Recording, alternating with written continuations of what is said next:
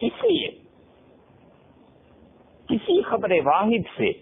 کوئی ایک آدھ صحابی رضی اللہ عنہ کوئی چیز بیان کریں اور ان کے بعد ان کے شاگرد کتنے ہی سچے کیوں نہ ہوں، وہ سارے کے سارے، لیکن وہ خبر واحد ہو، چند ایک آدمی اس کی روایت بیان کریں، تو ان کے مقابلے میں وہ قرآن جو مسلسل اور متواتر چلا آ رہا ہے اس کو نہیں چھوڑا جائے۔ سید علی النوری انہوں نے ایک کتاب لکھی ہے غیث النفع، اور بڑی شد و مت سے انہوں نے رد کیا ہے ان لوگوں کا جو کہتے ہیں کہ قرآن کریم بس ایک دو آدمیوں سے ہی ثابت ہے، پھر نبی کریم صلی اللہ علیہ وسلم سے ایک دو چار نہیں سنا تھا، سیدنا علی رضی اللہ عنہ نے سنا تھا، کسی اور نے سنا تھا، باقی زیادہ لوگوں نے نہیں سنا تھا، والعیاذ باللہ۔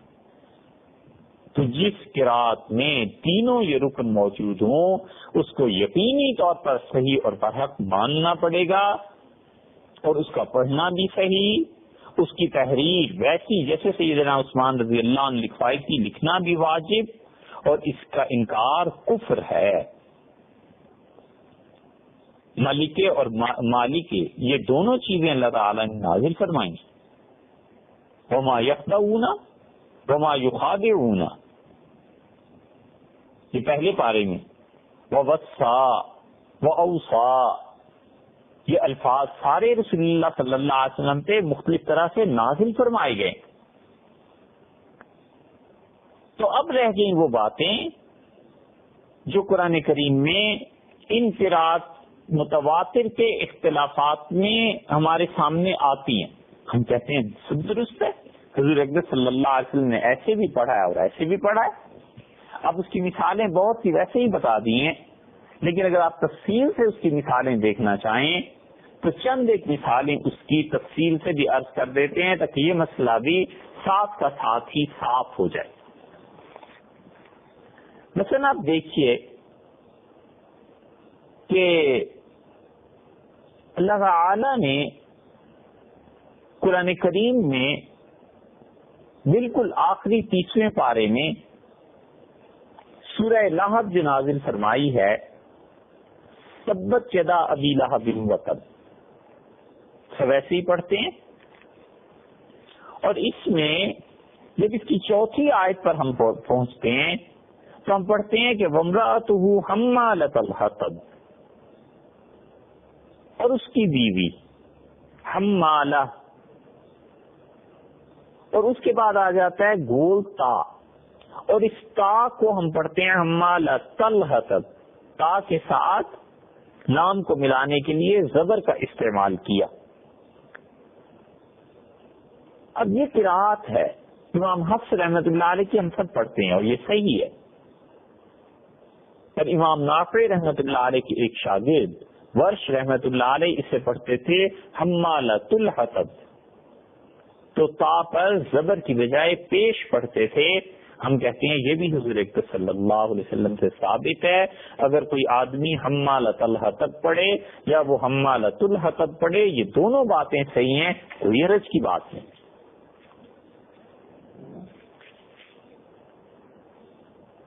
ایک اور اس کی مثال دیکھیے، اور اس کی مثال ایسے ہے کہ جیسے سورہ غاشیہ میں آیا ہے 30ویں پارے میں،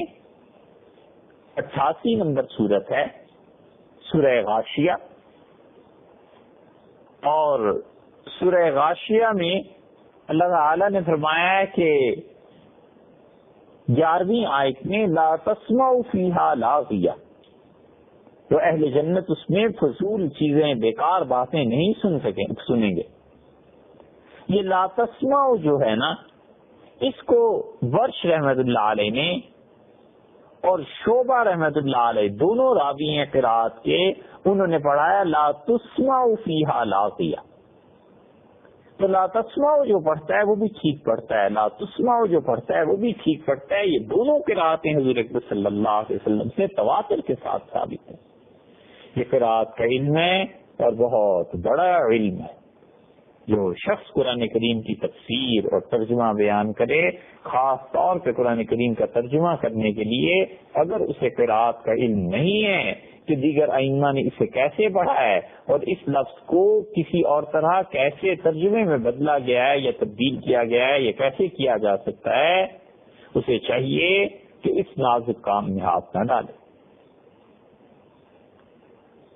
عوام میں قرات بس جو کوئی خوبصورت آواز سے قرآن کریم پڑھ لے، جو اچھی آواز سے پڑھ لے، کہتے ہیں بہت اچھا قاری ہے، وہ قرات نہیں ہے بھائی، وہ تو اللہ تعالیٰ کی عطا ہے۔ آواز کا فرق ہوتا ہی ہے، جیسے شکلوں کا فرق ہے،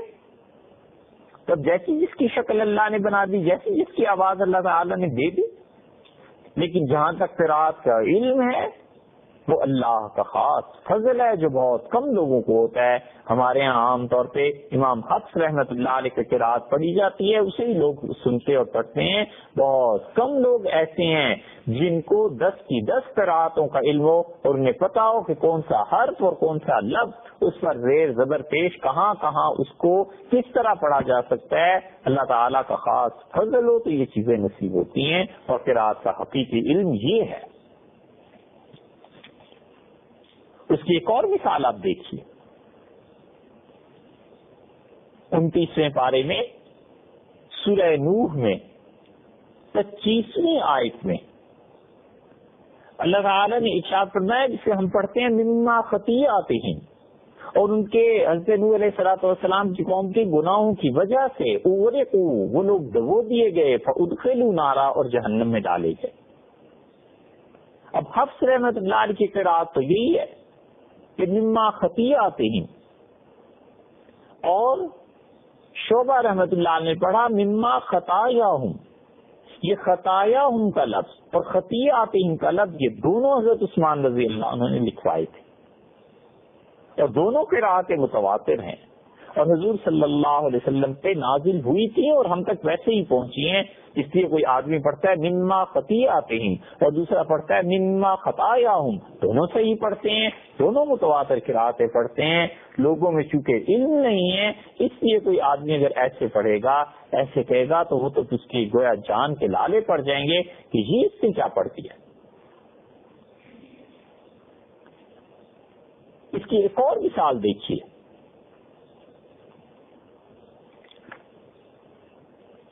اٹھائیسویں پارے میں اللہ تعالی نے سورہ طلاق اس کی آیت نمبر 11 میں یہ بات ارشاد فرمائی کہ وَمَن يُؤْمِن بِاللَّهِ وَيَعْمَلْ صَالِحًا،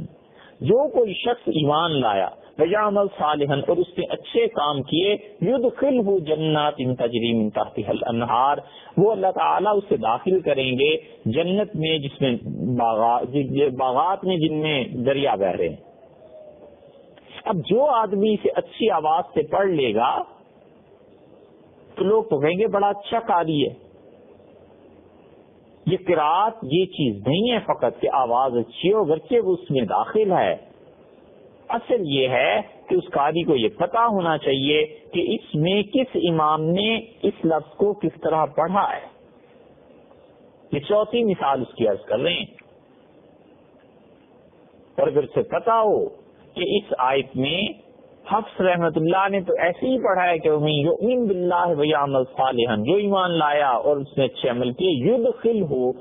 وہ اسے داخل کریں گے، یعنی اللہ تعالی،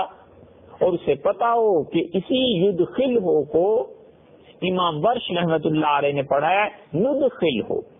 یا کی بجائے نون، يُدْخِلْهُ کی بجائے نُدْخِلْهُ، ہم داخل کریں تو کیا جائے گا۔ ایسے باغات میں جن میں دریا بہ رہے ہیں، یہ ہے قرات کا علم، اور جب انسان کو یہ علم آتا ہے تو پھر احساس ہوتا ہے کہ اللہ تعالی کتنا علم والا ہے، اور خدا کے کتنے احسانات ہیں اپنی مخلوق پر کہ اس نے قرآن جیسی عظیم دولت دی، اس امت کو اور اپنے تک پہنچنے کی راہ واہ فرمائی۔ ایک اور اس کی مثال دیکھیے، سورہ تحریم ہے 28ویں پارے میں، اور 28ویں پارے کی اس سورہ تحریم کی 10ویں آیت آپ دیکھیں تو وہاں پر اللہ تعالی نے ارشاد فرمایا کہ ولا تمسکوا، اور یہ ہمارے یہاں ایسے ہی پڑھا جاتا ہے، اور دوری رحمت اللہ علیہ نے اسے پڑھا ہے ولا تمسکوا، تو ولا تمسکوا اور ولا تمسکوا دونوں میں فرق آ گیا نا، اور یہ جو فرق ہے یہ قرات کا اختلاف ہے، اور یہ فرق اگر آدمی جان لے تو قرآن کریم کے ترجمے میں اور نبی کریم صلی اللہ علیہ وسلم پر یہ چیز نازل کی ہے اللہ نے، اس کی معرفت میں اضافہ ہوتا ہے۔ ایک اور اس کی مثال دیکھیے، اللہ تعالی نے لفظ ارشاد فرمایا ہے سورہ واقعہ میں عرباً، اور سورہ واقعہ 27ویں پارے میں ہے، اور اس کی 37ویں آیت میں فرمایا عرباً اترابا۔ سوسی رحمت اللہ علیہ جو قاری تھے اور حقیقت میں وہ بہت بڑے امام کے قرات کے، ان تک جو روایت رسول اللہ صلی اللہ علیہ وسلم کے حوالے سے پہنچی ہے، سوسی رحمت اللہ علیہ نے اس آیت کو پڑھا ہے عرباً، تو عرباً اور عرباً دونوں میں فرق ہو گیا نا، را جو ہے عین کے بعد اس پر جزم پڑھنا اور پیش پڑھنا دونوں کا فرق ہو گیا۔ عرباً تو ہم پڑھتے ہیں، اور سوسی رحمت اللہ علیہ وہ عرباً پڑھتے تھے، یہ بھی متواتر ہے، حضور اکرم صلی اللہ علیہ وسلم سے ثابت ہے۔ اور یہی بات ہے کہ مختلف قراتیں اب ہمارے زمانے میں تو آسان ہو گئی، لیکن لوگ جب سنتے ہیں قرآن کو تو وہ کہتے ہیں ہمارے یہاں ایسے پڑھا جاتا ہے، فلاں کے یہاں ایسے پڑھا جاتا ہے، تو یہ مختلف قراتوں کا بعض جاہلوں نے انکار ہی کر دیا والعیاذ باللہ، اور اس کی انہوں نے مذاق اڑانے کے لیے کتابیں لکھی ہیں، یہ کفر کی حرکتیں ان سے سرزد ہوئی ہیں، ایسے نہیں کرنا چاہیے تھا، پڑھنا چاہیے تھا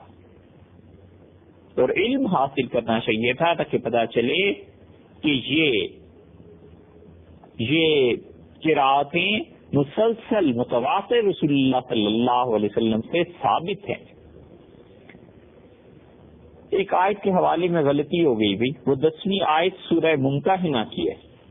ولا تمسکوا ولا تمسکوا، دوری رحمت اللہ علیہ کی جو بتائی ہے یہ سورہ ممتحنہ کی آیت۔ ایک اور اس کی آپ مثال دیکھیے،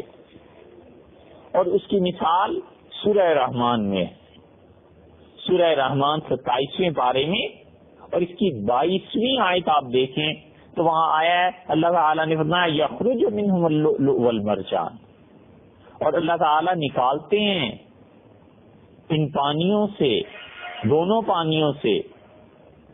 موتی، بہت قیمتی چیزیں موتیوں جیسی لوگ جنہیں استعمال کرتے ہیں۔ تو اب یخرج یہاں پر قرآن کریم میں آپ جب پڑھیں گے حفص رحمت اللہ علیہ کی قرات کے مطابق تو یخرج کا لفظ ملے گا، اور ورش رحمت اللہ علیہ سے پڑھتے تھے یخرج۔ اب یخرج اور یخرج دونوں کی معانی میں فرق پڑ جاتا ہے، تو جو قاری ہوتا ہے حقیقت میں اللہ نے اس قرات کا علم دیا ہے، وہ جب اس کو سوچتا ہے اور پڑھتا ہے کہ یخرج اور یخرج ان دونوں میں کیا فرق ہے، تو پھر اس کی معرفت اللہ کی اس میں اضافہ ہوتا ہے، اور اس کے ساتھ ساتھ قرآن کریم پر اعتماد، اعتقاد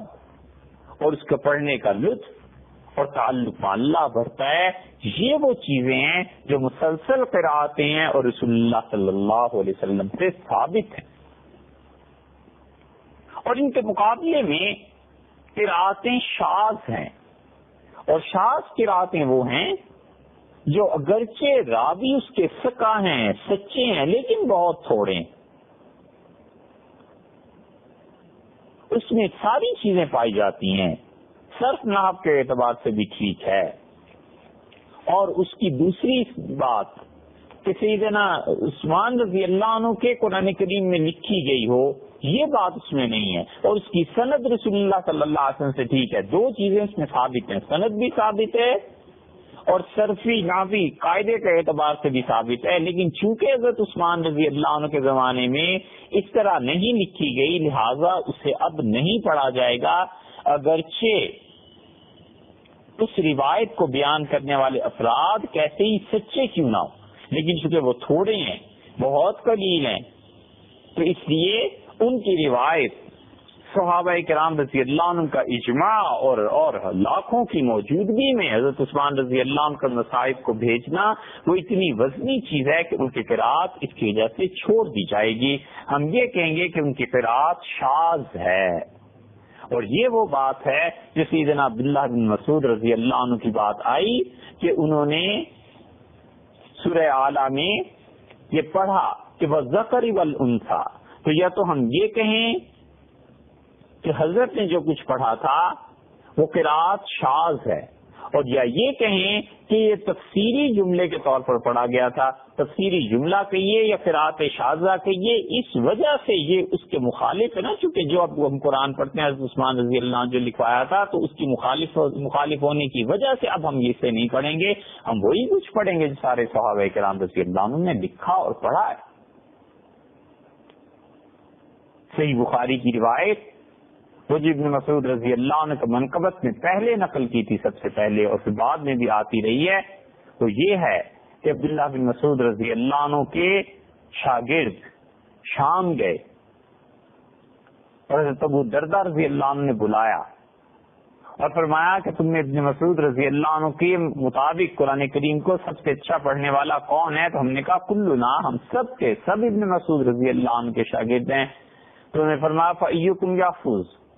تم میں کون ہے جو سب سے زیادہ محفوظ رکھے ہوئے حضرت کی قرات کو؟ تو انہوں نے علقمہ رحمۃ اللہ علیہ کی طرف اشارہ کیا،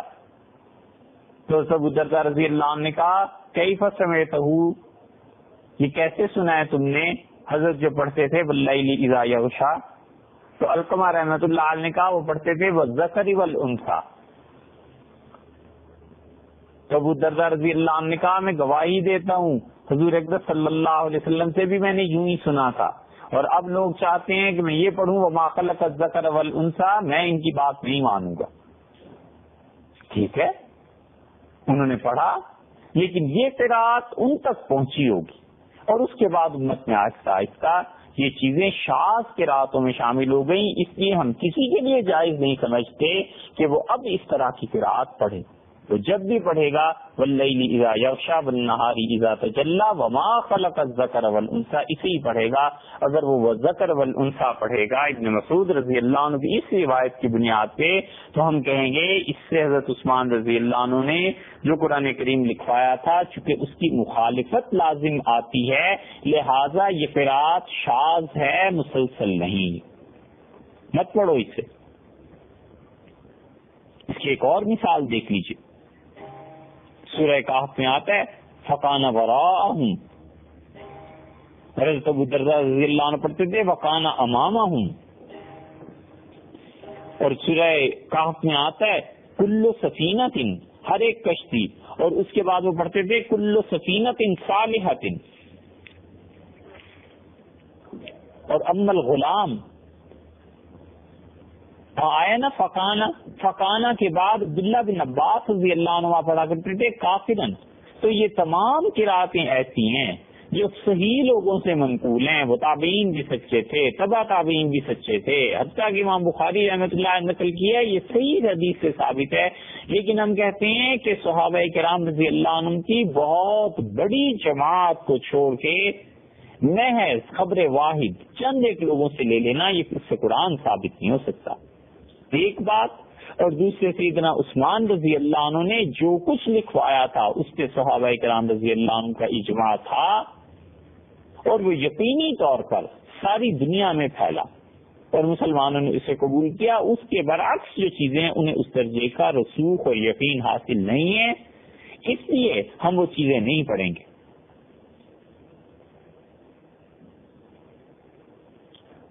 اگر کوئی شخص ان چیزوں کا انکار کرتا ہے تو ہم اسے یہ نہیں کہتے کہ وہ کفر کا ارتکاب کرتا ہے، مگر ان چیزوں کا انکار برا ہے۔ تو اس طرح کی جتنی بھی مثالیں آپ کو ملیں گی، ابن مسعود رضی اللہ عنہ نے ایسے پڑھا، سیدنا علی رضی اللہ عنہ نے ایسے پڑھا، ابو الدرداء رضی اللہ عنہ نے ایسے پڑھا، عبداللہ بن عباس رضی اللہ عنہ نے ایسے پڑھا، اس قسم کی جتنی روایتیں یہ سب کی سب وہی ہیں کہ یہ روایات خبر واحد ہیں۔ اسی لیے حافظ ابن حجر رحمۃ اللہ علیہ فتح الباری میں کہتے ہیں کہ یہ جتنی روایات ہیں، سیدنا عثمان رضی اللہ عنہ نے جو قرآن لکھوایا تھا اس تحریر کے بعد یہ سب چیزیں منسوخ ہو گئی۔ ہم ایسے نہیں پڑھیں گے، ہم ویسے ہی پڑھیں گے جیسے کہ قرآن کریم صحابہ کرام رضی اللہ عنہ کی موجودگی میں حضرت زید رضی اللہ عنہ نے تحریر کیا، اور پھر وہ عالم اسلام میں سیدنا عثمان رضی اللہ عنہ اپنی ذمہ داری سمجھتے ہوئے پوری دنیا میں، اسلامی دنیا میں بھجوایا اور لوگوں کو اس بات کا